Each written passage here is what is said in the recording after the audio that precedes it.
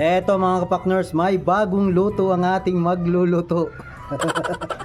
Hop, margarine. Pero parang mikos-mikos na naman yata ito ah. Sinukmani.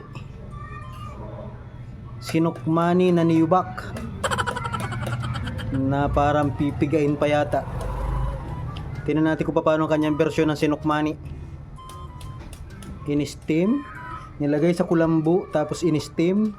Ano na naman ito? Kamingay naman din eh. Ano yun? Live talaga ito guys, live. Sinukmani na nilagyan ng parang coconut powder. Tapos inilagay sa anong tawag dyan ay tray. Nilagyan huli ng coconut cream powder. Inihalo. Ay parang kakaibang sinukmani na ito. Parang ito'y sobra ng masarap. Sinukmani na nagmukhang ispasol. O tapos, bubuhusan ng tubig yan. Bali wala din yung sari-sari na lamang yung iyong yan. Ay, babanlawan mo rin. Okay, ano nangyayari na?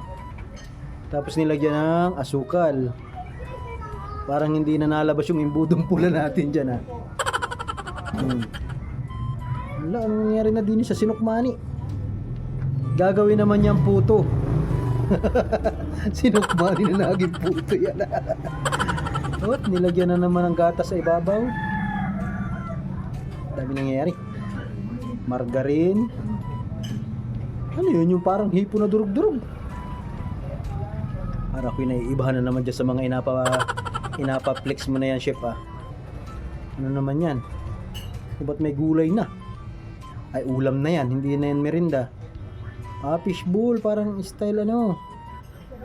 Parang style kikiam na. Nagmukhang maning ano yan. Luto na siguro. Yan guys, luto na. Huwag ko nangyari sa sinukmani.